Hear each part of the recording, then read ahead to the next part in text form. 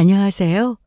저는 60대 나이에도 여전히 제 일하느라 바쁘게 살고 있는 사람입니다.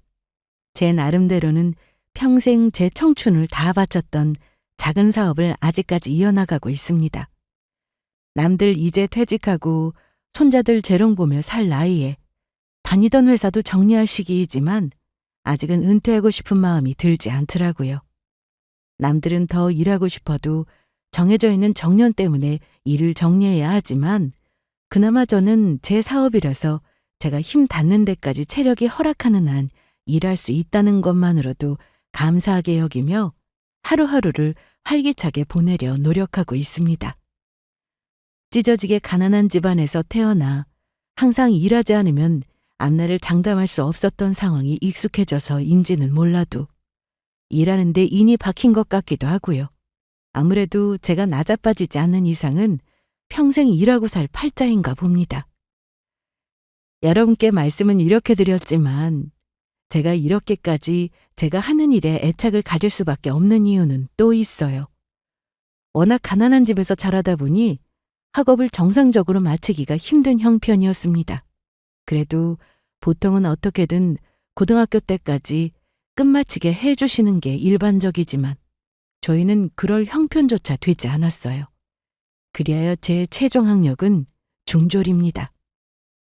어릴 적에는 고등학교 교복을 입은 제 또래의 여학생들이 여고생들이 얼마나 부러웠는지 모릅니다. 제 또래 친구들이 교복 입고 깔깔거리며 학교 다닐 때 저는 눈물을 머금고 집안 살림에 보태기 위해 푸른 작업복을 입고 공장으로 출근해야만 했어요. 최종 학력 중졸이라는 남루한 제 배경은 항상 저를 초라하게 만들고 남들 앞에서 움츠러들게 하는 한마디로 제 약점이었습니다. 미숙 씨, 그게 다 무슨 의미가 있겠습니까? 미숙 씨가 어린 나이에 집안 건사하겠다고 동생들은 자기처럼 살게 하지 않겠다는 굳건한 책임감으로 열심히 살아온 사람인데 그런 걸로 주눅들지 않았으면 좋겠어요. 제게 평생의 아픔이었던 일을 오히려 어려운 환경에서도 제게 주어진 책임을 씩씩하게 다 해낸 자랑스러운 일로 추켜 세워주는 남편이었습니다.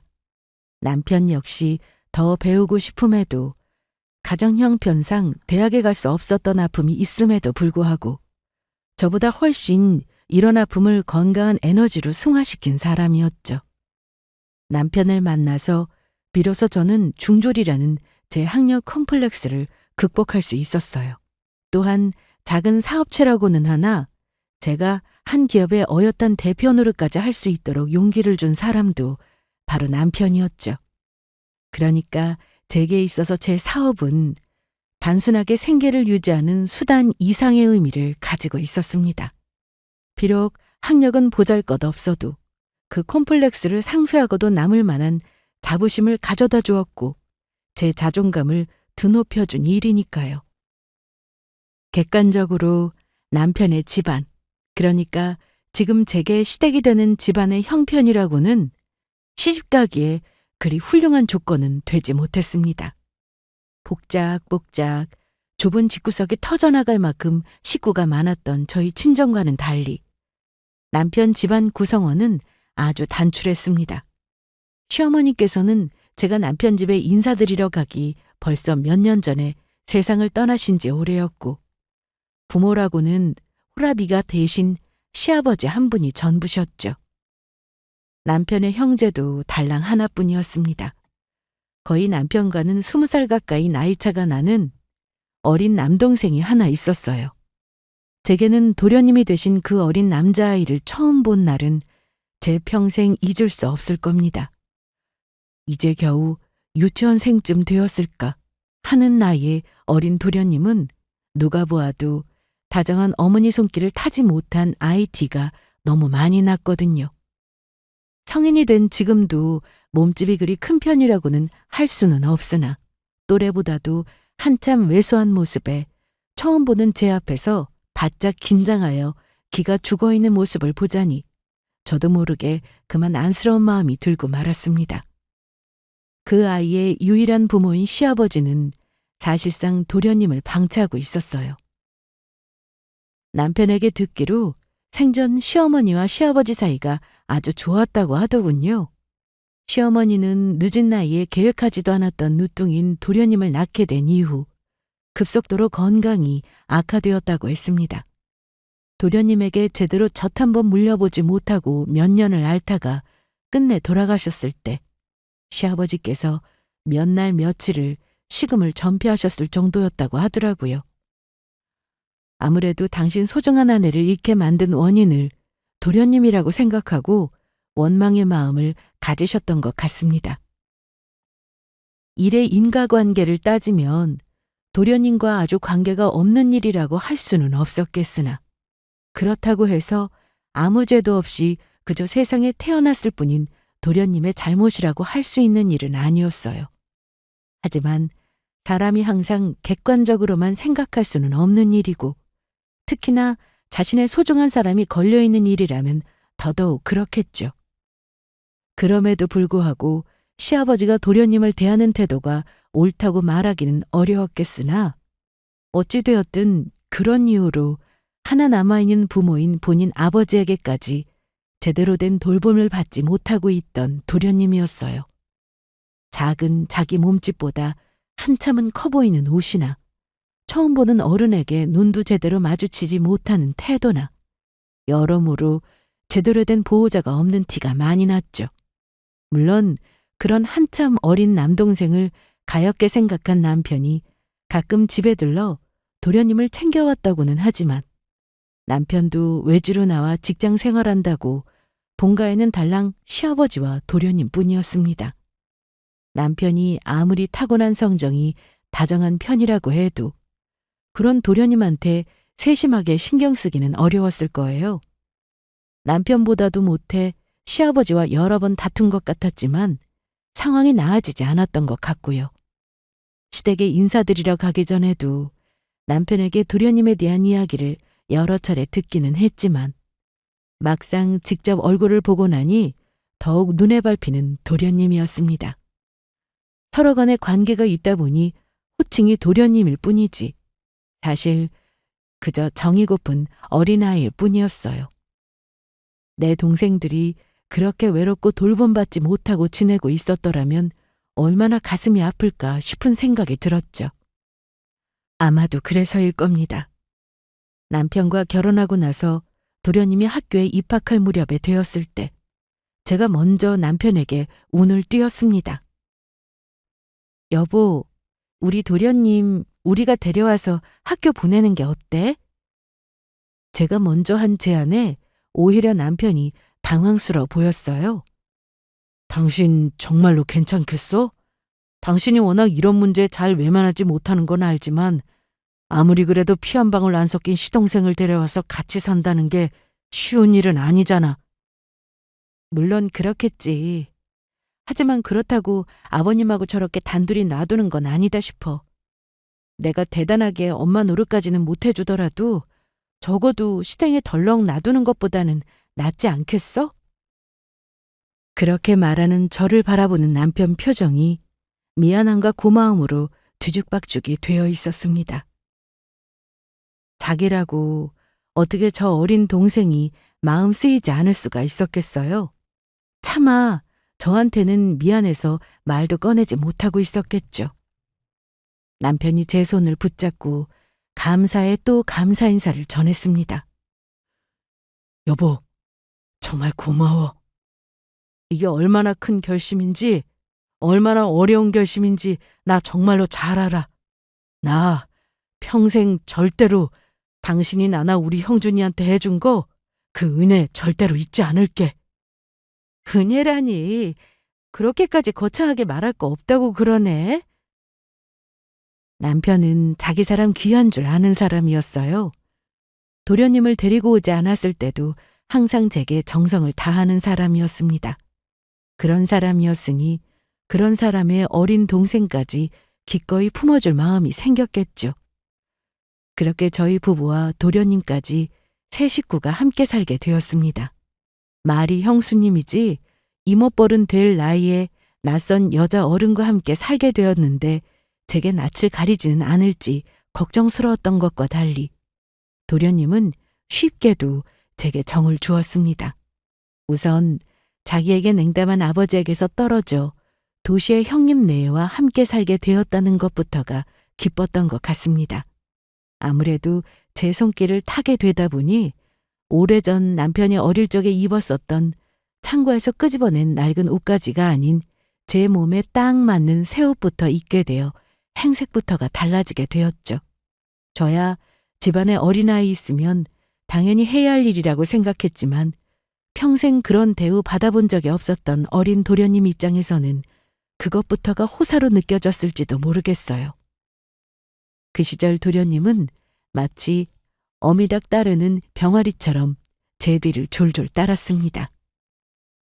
형수님, 형수님. 아직 변성기조차 오지 않아 어린 티가 나는 목소리로 저를 부르는 것도 그때는 어찌나 귀엽게 느껴지던지요.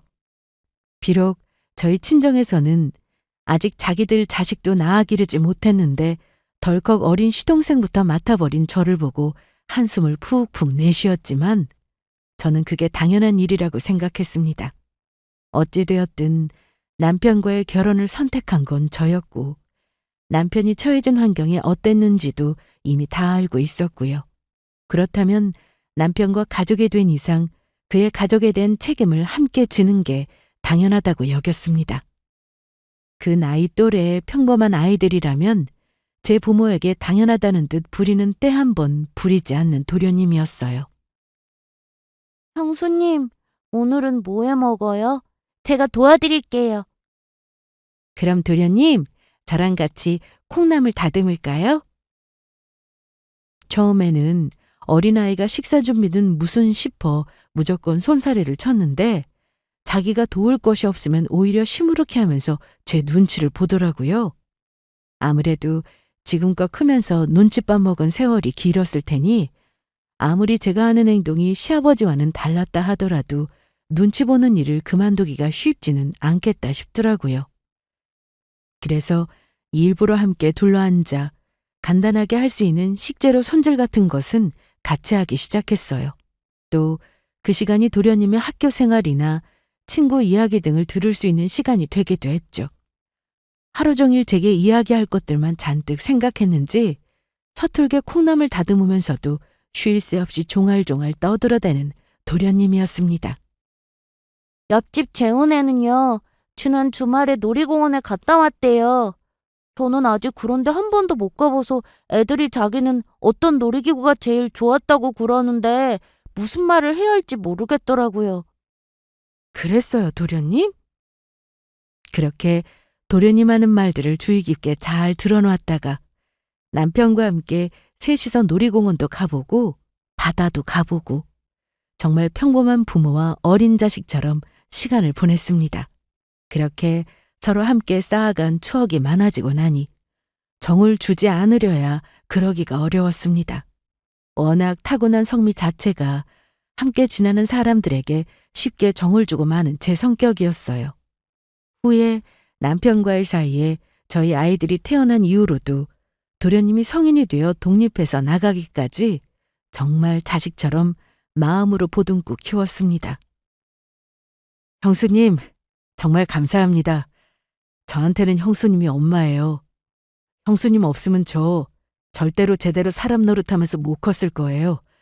정말 감사합니다. 취직하고 첫 월급으로 제 내복 사다 주며 도련님이 하던 말에 저도 모르게 눈물이 뚝뚝 떨어지더라고요. 그런 걸 기대하고 도련님을 도맡아 키운 건 아니었지만 그럼에도 저를 자기 진짜 친엄마처럼 여기고 있다는 말에는 가슴이 뭉클할 수밖에 없었습니다.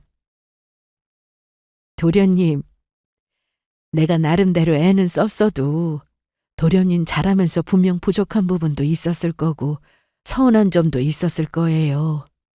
그런데도 속 썩이지 않고 이렇게 반듯하게 자라줘서 오히려 내가 고마워요. 정말로 도련님한테 고마운 마음이었습니다. 타고난 가정환경이 불우하다고도 할 수 있었지만 저희 부부 곁에서 잘 자라 이제는 어엿한 사회 구성원이 되었다는 것이 그리 뿌듯할 수가 없었죠. 비록 자기 자식 키우는 것도 만만한 세상이 아닌데 도련님까지 학교 보내고 교육시킨다고 남편이나 저나 고생이 없었다고 하면 거짓말이겠지만 그런 고생을 싹 씻어줄 만큼 크게 보람을 느꼈습니다. 그러니 제가 도련님 장가가던 날 얼마나 감개무량했을지는 아마 자식 시집장가 보내보신 분들이라면 다들 이해하실 수 있을 거예요. 시어머니께서는 진작 돌아가셔서 원래라면 횡했을 혼주석을 제 남편과 제가 채웠습니다. 본디 시어머니와 시아버지께서 앉아 계셔야 할 자리에 저희 부부가 앉자니 괜히 민망한 기분이 들더라고요. 하지만 그런 제게 단호하게 말하는 도련님이었어요. 형수님이 그 자리에 앉지 않으시면 저한테 그 자리 채워주실 분이 또 누가 계시겠어요? 나이를 먹으니 왜 자꾸 이렇게 눈물이 나는지 도련님 하시는 그 소리를 듣고도 또 눈물이 나오더군요. 도련님을 비롯한 저희 아이들 키우느라 그리고 또 그 와중에 저 나름대로 사업을 꾸리느라 정말이지 눈코 뜰 새 없이 바쁘게 살아온 인생이었어요. 그 노고를 알아주는 듯한 도련님 말에 지금까지의 내 노력이 결코 헛되지 않았다는 생각이 들었습니다. 그렇게 자신만의 가정을 꾸려 어엿한 가장이 된 도련님의 앞날에 행복만이 가득하길 진심으로 기원했어요. 도련님보다도 2살 아래인 제 손아래 동서는 호칭이 동서라서 그렇지 저희 첫째 딸하고는 몇 살 차이도 나지 않았어요. 손아래 동서라고는 해도 자식뻘이나 마찬가지였죠. 그 말은 동서 입장에서는 시집와 보니 자기 엄마뻘 되는 손이 형님이 생겨버렸다는 뜻이기도 하죠. 원래가 손이 동서라는 자리가 그리 만만한 자리는 아니었겠죠. 그런데다가 도련님 유년 시절부터 성인 되어 독립하기까지 업어 키우다시피 한 형님이었으니 처음 시집온 동서 입장에서는 그런 제가 편치만은 않겠다는 생각이 진작 들었어요.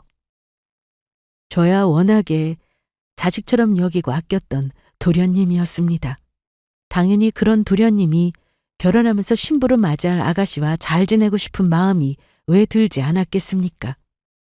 하지만 쉽게 다가가기에는 수월치 않은 나이차였습니다. 아무래도 저보다는 동서 쪽에서 더 부담스러울 일이 맞겠다 싶어 저도 조심스러워질 수밖에 없더라고요. 원래 나이 든 사람이 젊은 사람들한테 잘하려면 지갑부터 넉넉하게 여는 게 방법이라고 생각하거든요. 제 사업하면서도 겪어왔던 일이었기에 동서 만날 일이 있을 때마다 제 나름대로 고심해서 고른 선물을 안겨주며 동서 사이를 부드럽게 만들어 보려고 저 나름대로는 애를 썼어요. 형님, 너무 예뻐요. 어쩜 이렇게 제 마음에 쏙 드는 걸 고르셨어요? 우리 혜정이 말 들어보니까 요새 젊은 사람들은 이런 걸 좋아한다면서? 큰딸 찬스까지 빌려가며 백화점 명품관에서 장만한 목걸이였습니다. 어지간히도 마음에 들었던지 눈을 떼지 못하고 펜던트를 쓰다듬는 동서를 보니 잘 골랐다 싶어 저도 모르게 뿌듯하더라고요. 사실 동서의 친정도 형편이 그렇게 넉넉한 편은 아니었어요. 동서가 대학까지 마치기는 했지만 휴학을 여러 번 해야 할 정도로 학비를 번다고 고생도 꽤나 했던 모양이더라고요. 시집 올 때도 그동안 번 돈 친정 형편 때문에 거의 챙겨오지도 못해서 신혼집에도 저희 부부가 도움을 많이 주었습니다. 아무래도 자란 환경이 그렇다 보니 명품 구경하기는 힘들었을 거예요. 저도 뭐 이것저것 여러 가지 사는 것 그다지 좋아하는 편이 아니기는 합니다만 좋은 물건 제대로 된 것 하나 사서 오래 끼고 다니는 데는 그 정도 투자하는 건 나쁘지 않다는 생각이 들더라고요. 그리고 동서도 그렇게 좋은 물건 하나쯤 가져보는 경험을 시켜주고 싶었어요. 결과적으로 중요한 일이 있을 때나 기분 내고 싶을 때는 항상 그 목걸이부터 꺼내는 동서였으니 제 판단이 나쁘지 않았다는 생각이 들었습니다. 결혼하고도 저희 집에 자주 들르는 도련님과 동서였어요. 형님, 저 왔어요. 아무래도 시아버지까지 떠나시고 나니 사실상 동서 입장에서도 저희 집이 시댁이나 마찬가지였습니다. 저는 또 저 나름대로 도련님이나 동서나 챙겨줄 시댁이 부재한 상황이니 집안에 남은 유일한 어른인 저희 부부가 그 역할을 해야 한다고 생각했고요. 도련님도 도련님이지만 동서도 직장 생활을 하고 있었습니다. 요새 젊은 사람들이 맞벌이를 하면서 뭐 그렇게 밥을 제대로 잘 챙겨 먹을 수 있겠어요? 저야 그 시절부터 애들 키우고 일한다고 돈 벌면서도 살림하는 일이 이골이 나 있었으나 요새 젊은 사람들이 어디 그런가요? 제 일한다고 바쁜 와중에도 도련님과 동서 입맛에 맞는 반찬 부지런히 만들어 두 사람 손에 바리바리 들려보내곤 했습니다. 형님, 저희 형님 아니면 진짜 굶어 죽겠어요. 어쩜 이렇게 솜씨가 좋으세요? 우리 형수님 음식 솜씨야 두말하면 입 아프죠. 나는 세상 어떤 산의 진미를 가져다 줘도 형수님 음식만 못하다니까요. 하여튼 말은. 저 둘이 저리 맛있게 잘 먹어주는 것만 해도 뿌듯한 기분이었어요. 피곤한 줄도 모르고 열심히 반찬 만들고 있으면 옆에 여사 남편이 잔소리를 해대긴 했지만요. 이제 다 키워서 출가까지 시켜놨으면 쥐들 밥 챙겨 먹는 거야 알아서 하게 놔두지. 내가 좋아서 하는 건데요 뭐. 만날 받아먹을 줄이나 알았지 한번 제대로 대접을 안 하니 괘씸해서 그런다. 나 그런 거 바라고 한 거 아니야. 그러니까 행여나 도련님이랑 동서 앞에서 쓸데없는 소리 하지 마. 제 마누라 축날까 괜한 걱정을 하고 있는 남편이라는 걸 알기에 크게 타박하진 않았지만 그건 제 소소한 즐거움이기도 했습니다. 그저 저 둘이 서로 사이좋게 지내면서 잘 먹고 잘 살아주면 그것만큼 바랄 게 없었죠. 동서의 저에 대한 태도가 미묘하게 변한 것은 우연히 제 학력에 대한 이야기가 나오면서부터였습니다. 그러고 보니 형님 출신 대학이 어딘지를 들어본 적이 없는 것 같네요? 나 대학 안 나왔어. 대수롭지 않게 말하는 제 말에 동서가 흠칫하더군요. 괜히 실수했나 싶어서 제가 웃으며 농담처럼 가볍게 말했습니다. 나 클 때 우리 친정 형편이 정말 안 좋았거든. 학교 보내줄 만한 여력도 없어서 중학교 졸업장 받고는 제대로 학교 나가기도 어려웠어. 그럼 중졸이란 말씀이세요? 그래, 맞아. 아니, 형님 사업도 하고 계셔서 저 당연히 대학 나오셨을 줄 알았어요. 사업이야 꼭 대학 졸업장 있다고 할 수 있는 것도 아닌데 뭐. 아마 남편 만나기 전 한창 학력에 관한 스트레스가 컸을 때 이런 질문을 받았더라면 질문을 받는 것 자체로도 얼굴이 붉게 달아오르고 수치심을 느꼈을 겁니다. 하지만 이미 저도 살아온 세월이 적지 않은 만큼 이런 일에도 인이 배겼죠. 그리고 사업하면서 실무자로서 업무를 해보니 현장에서는 일머리 좋은 것만큼 대우받는 사람이 없더라고요. 공부를 잘한다고 해서 꼭 일머리가 좋은 법도 아니고 고졸 출신이라고 해서 꼭 대졸 사원들보다 부족하지도 않더라고요. 결국은 사람됨이 가장 중요하다는 걸 저 역시 제 사업을 꾸려나가면서 절실하게 깨닫게 되었습니다. 제가 중졸임을 굳이 부끄러워하며 감추지도 않았고 저희 직원들 역시 최종 학력과 상관없이 다들 잘 어우러져서 지내곤 했습니다. 아무래도 제가 이런 환경에 오래 처해 있었다 보니 저 중졸이라는 얘기 듣는 동서 반응이 어찌 나오리라고 예상 못했던 것도 있는 것 같아요. 저희 집안에서는 이걸 문제 삼는 사람이 아무도 없었다 보니 저도 모르게 동서도 그러리라고 무의식적으로 생각했던 모양입니다. 하지만 그 주제가 나온 이후로 이상하게 동서가 학력 이야기를 꺼내는 빈도수가 잦아지기 시작했습니다. 형님, 그래도 사업하시는 분인데 어디서 회사 대표라고 소개할 때 중졸이란 말이 나도는 건 좀 불리하지 않겠어요? 지금 와서 다시 학교 다니기야 한참 늦은 나이라곤 해도 검정고시 정도는 칠 수 있을 텐데.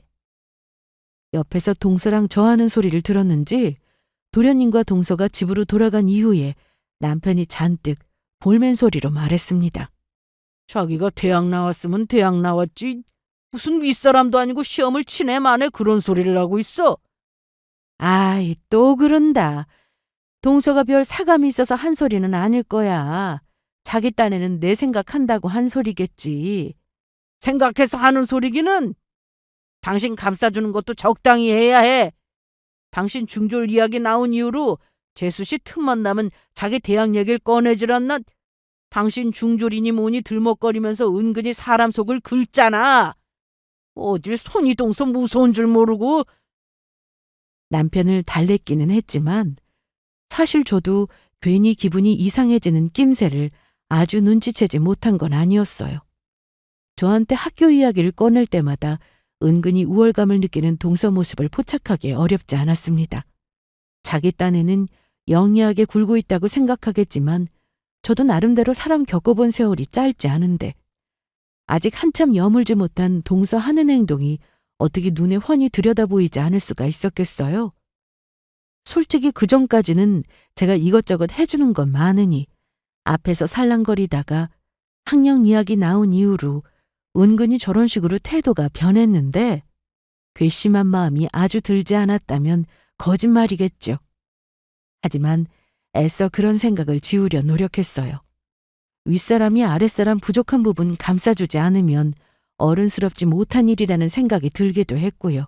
그리고 동서 딴에도 힘겹게 졸업할 수 있었던 대학 아닙니까? 애 많이 먹었던 만큼 동서 나름대로 보상 심리도 있었겠죠. 그렇다 한들 그걸 손윗동서인 제게 푸는 게 잘했다는 소리는 아닙니다. 형준이 그놈도 그래. 제처가 옆에서 그렇게 철딱서니 없이 제 형수를 그러고 있으면 따끔하게 주의를 주든가 해야지. 당신이 어디 보통 형수야? 그놈한테는 부모나 다름없는데. 재수 씨도 마찬가지야. 당신이 형님이라고는 해도 시어머니하고 다를 바가 뭐가 있어? 그런데도 어디 어려운 줄 모르고 그런 소리를 하고 있어. 어딜 내 마누라한테 함부로 굴려고? 그나마 잠깐 섭섭해지려던 마음도 남편이 저렇게 제 역성을 들어주니 금방 누그러지는 기분이었고요. 물론 서로 지켜야 할 선까지 넘어간다면 그것까지 용납해서는 안 된다고 생각했지만 그래도 아직까지는 그 선까지 넘어가지는 않았다고 생각했기에 다소 찝찝함이 남는 마음에도 따로 동서 행동을 지적하거나 하지는 않았습니다. 일이 터진 건 그로부터 얼마 지나지 않은 명절 때였어요. 저희 애들도 대학 진학 문제니 해서 타지로 나가 있다가 돌아오게 되어 간만에 집안이 아주 시끌벅적해졌습니다. 엄마, 삼촌네는 여태 안 와요? 그러게 좀 늦긴 늦는 것 같네. 제사 음식을 비롯한 명절 음식 준비가 거의 끝나가는데도 모습을 보이지 않은 도련님과 동서였어요. 저번 달에도 우리 식구끼리 다 했는데 작은엄마 저번에도 늦었잖아. 그러지 마. 평소에 일하는 사람이니 이런 날 좀 쉬고 싶을 수도 있지. 일하느라 더 바쁜 건 엄마면서? 아무래도 자기 엄마 축나는 걸 가장 걱정스러워하는 제 엄마 끔찍이 여기는 큰딸이다 보니 자기 딴에는 자기랑 몇 살 차이 나지도 않은 숙모에게 이래저래 서운한 감정이 쌓여 있었나 봅니다. 그런 큰아이 심정이 아주 이해가지 않는 건 아니었지만 그래도 어느 정도 제가 용인한 부분도 있었고 또 가족끼리 다들 잘 지내길 바랐기에 딸아이를 다독거렸죠. 그때서야 동서가 저희 집의 모습을 드러냈습니다. 동서, 아니 왜 도련님하고 안 오고 동서 혼자 와? 형님. 동서 왜 그래? 무슨 일이야? 들어오자마자 제 앞에 털썩 주저앉아 펑펑 울음을 터뜨린 동서였어요. 저도 저지만 간만에 모인 식구들이 생각지도 못했던 광경에 다들 얼이 빠져 당황스러움을 감추지 못했습니다. 다 같이 기분 좋아할 명절에 겪는 뜻밖의 사건에 저도 적잖이 놀랄 수밖에 없었어요. 일단 서럽게 울고 있는 동서 상태부터 추슬러야 하겠다고 생각했습니다. 따뜻한 차를 한 잔 쥐어주어 겨우 눈물을 먹게 한 동서를 방 한 칸으로 데리고 들어갔습니다. 동서, 진정했으면 이제 얘기 좀 해봐. 도대체 무슨 일이야? 실은 그게 집안 사정이 너무 안 좋아요.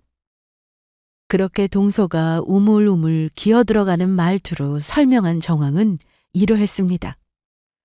동서가 어디에서 들었는지는 몰라도 확실한 투자처라며 정보를 물었다며 투자를 감행했다는 겁니다. 솔직히 여기까지만 들었어도 감이 오시죠? 저도 그러했습니다. 결국 그렇게 자기 능력보다 무리한 투자를 감안한 탓에 지게 된 빚이 만만치가 않다는 소리였습니다. 그래서 동서 상황이 뭐 얼마나 안 좋은 건데, 그리고 이렇게 상황이 안 좋은데 왜 동서만 온 거고? 그 사람 지금 받는 월급으로 해결하긴 턱도 없어서 얼마 전에 지방에서 의뢰 들어온 건설 일하러 며칠 전에 벌써 내려갔어요. 그전에도 도련님이 결혼 준비하면서 급전 마련해보겠다고 무리하게 건설 일 받다가 다친 적이 한 번 있었습니다. 물론 그때 크게 다치지는 않았지만 온 식구들 간담이 내려앉는 일이었어요. 그러고 나서 그런 생각 없는 일은 안 하기로 다짐을 받아두었는데 오죽이나 상황이 안 좋으면 그렇게 힘든 일 하러 내려가서 고생하고 있으면서도 차마 저에게 연락을 하지 못했나 싶어 마음이 좋지 않았습니다. 형님, 제발 좀 도와주세요. 저 너무 힘들어요. 저희 이러다가 진짜 얼마 버티지도 못할 거예요. 솔직히 제 자식들이라면 이런 사고 치고 들어와서 제 부모에게 일이 난리치는 일이라고는 평생 버릴 일이 없었을 겁니다. 제 아이들이라면 상상할 수도 없는 사고를 친 모습에 순간 한심하다는 생각이 안 들 수는 없었습니다. 자기도 친정 형편 별로 좋지 않아 돈 귀하다는 걸 누구보다 잘 알고 있을 텐데 어떻게 그렇게 어이없는 가머니설에 속아 넘어가 그리 큰 돈을 잃을 수 있나 싶기도 했죠. 그렇다고 동서가 믿을 거 하나 없는 친정에 도움의 손길을 뻗을 수도 없으니 결국 올 곳은 저희 집밖에 없었겠죠. 결국 도련님이나 동서나 믿을 구석은 저희 부부뿐일 테니까요. 형님, 이런 부탁드리게 돼서 정말 죄송해요. 하지만 정말 급한 것만 막아주시면 저희가 어떻게든 해볼 테니까 어떻게 좀 도와주시면 안 될까요?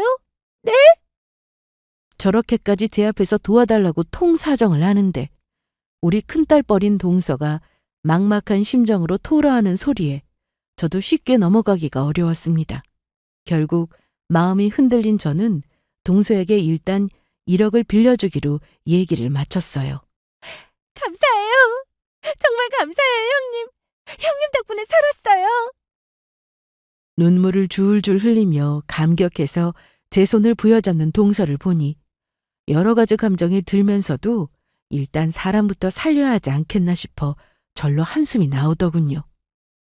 아니, 1억? 그게 작은 돈도 아니고 이 사람이 참 동서 듣겠어. 물론 적은 돈이 아니지만 내가 이 정도도 없는 사람은 아니니까 빌려주기에 크게 무리가 있지는 않아. 도련님도 지금 그 고생이라는데 어떻게 모른 척할 수가 있겠어. 사고는 지들이 치고 수습은 당신이 해줘? 최근 들어 여러모로 동생 부부에게 실망스러워했던 남편이기에 제가 돈 빌려주겠다고 했다는 소리에 그리 좋은 반응이 돌아오진 않더군요. 하지만 이미 해주기로 한 거 이거라도 도움이 되어서 얼른 상황이 일단락되었으면 했죠. 그렇게 한참 눈물 빼느라 기운 없는 동서에게 바리바리 해둔 명절 음식을 잔뜩 먹이고 잠까지 재워 달래놨습니다. 그렇게 동서 챙기는 저 보는 저희 식구들 눈길이 곱지만은 않았으나 뭐 어쩌겠습니까. 일단은 달래놔야지 싶었어요. 저녁이 되어 남편이랑 차나 한잔 할까 싶어 늦은 시각에 불도 켜지 않고 주방으로 나갔습니다. 아무래도 그날 그런 소리를 듣고 보니 평소에 잠이 들 시각인데도 좀처럼 잠이 오지 않더라고요. 그런데 베란다 쪽에 사람 실루엣이 보이더라고요. 실컷 먹고 푹 잠든 줄 알았는데 곳에 동서가께서 나와 있더군요. 아무래도 닥친 일이 무겁다 보니 동서도 잠을 깊이 자기 어려웠나 보다 싶어 동서에게도 차 한 잔을 권하려고 다가갔습니다. 동서는 혼자 있는데도 뭔가 중얼중얼거리더라고요. 아무래도 통화를 하고 있나 싶었습니다. 그러니까 내가 뭐라고 했어. 당연히 돈 빌려줄 거라고 했지? 그 물러터진 성정에 잠깐만 살살 구슬리면 곧장 넘어올 줄 알았다니까. 역시 중졸이라서 그런가. 멍청해서 1억이나 되는 그 큰 돈을 턱턱 내놓겠다고 하더라니까. 아까 낮에 제게 눈물로 읍소하던 게 언제였냐는 듯 악랄하게까지 느껴지는 동서의 말투에 그만 온몸이 얼어붙는 듯 했습니다.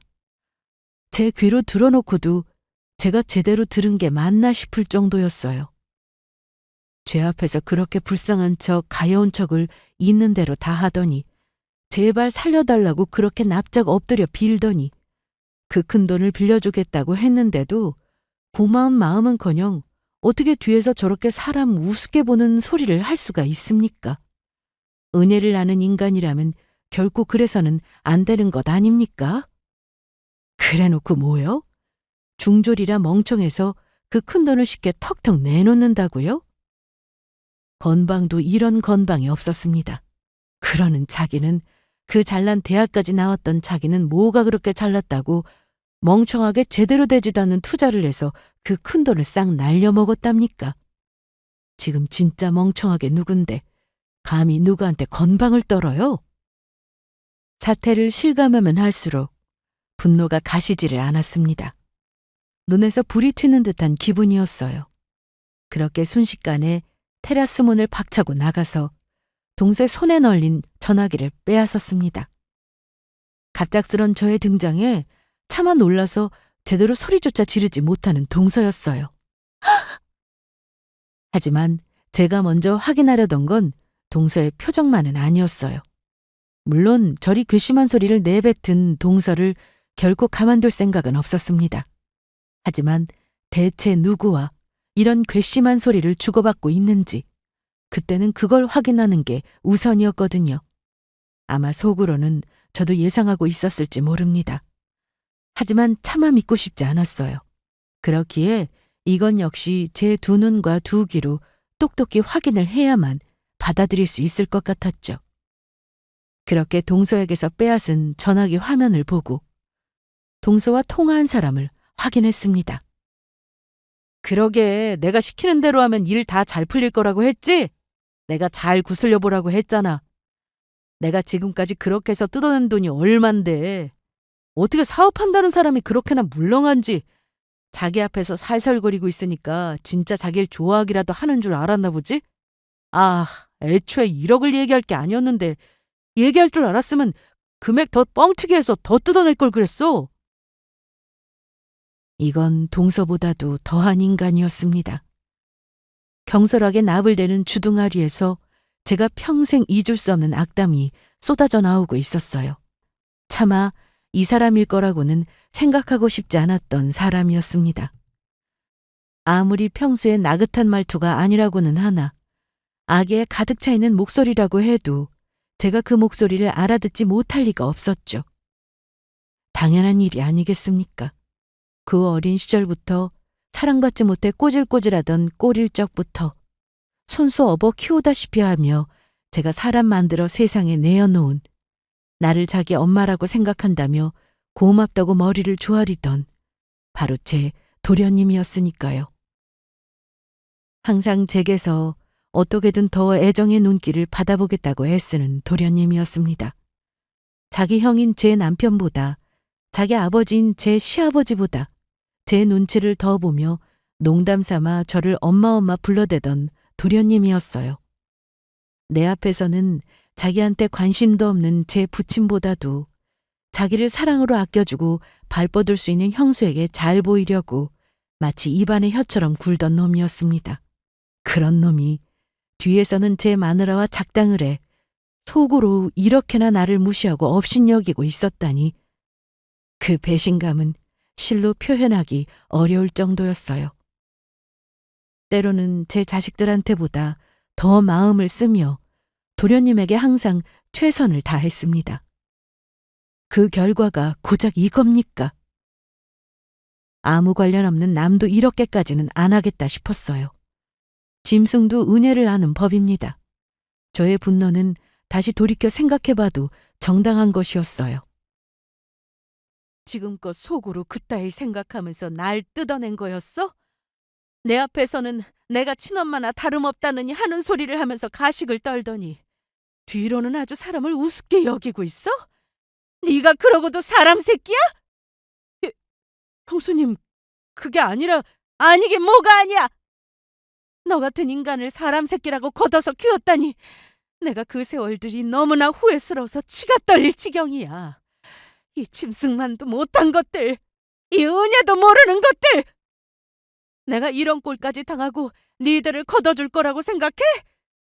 착각도 유분수지. 나 우습게 여기는 인간들까지도 받아줄 정도로 니들 생각만큼 내가 그렇게 멍청하지는 않아서. 형님 잘못했어요. 제 눈앞에서 동서가 경악을 해 무릎을 꿇어 빌어도, 수화기 너머로 애원하는 도련님이라는 놈의 목소리가 들려와도 분노는 조금도 사그라들지 않았습니다. 한밤에 난데없는 시끄러움 소동에 온 가족이 일어나 베란다로 뛰쳐나오는 바람에 다른 식구들까지 저 낯짝 두꺼운 내외의 추악한 행실이 낱낱이 밝혀졌습니다. 당장 나가! 감히 내 집구석에서 기어들어와서 내 마누라한테 이따위 몹쓸 짓을 해놓고 어디 감히 내 마누라 재산을 노리고 내 마누라가 해주는 따신 밥을 얻어쳐먹을 생각을 해! 당장 나가! 아주버님, 형님, 제발 저희 좀 살려주세요. 저희 안 도와주시면 저희 이대로 정말 굶어 죽어요. 니들 같은 금수만도 못한 것들, 굶어 죽으면 차라리 속 시원한 일이지. 이 사람 아니었으면 사람 구실도 못하고 살았을 것들이 감히 은혜도 모르고. 저보다도 항상 자기 동생 내외 챙기느라 노고가 많았던 저를 항상 안타까워하던 남편의 분노가 더욱 컸습니다. 그렇게 동서는 그 자리에서 신발도 제대로 꿰어 신지 못하고 저희 집에서 문전박대 당하고 쫓겨났습니다. 엄마, 저것들한테 절대로 10원 한 푼 해주지 마. 인간이면 저럴 수는 없는 거야. 우리 엄마가 저들한테 어떻게 했는데. 온 가족이 분노에 휩싸여 어찌할 바를 모르는 것을 보고 저 역시 마음을 굳혔습니다. 아무리 그간 애정을 가지고 사랑으로 키워주었다 한들 그 은혜조차 모르는 사람이었어요. 그런 것들 때문에 내 식구들 가슴에 생채기 낼 수는 없었습니다.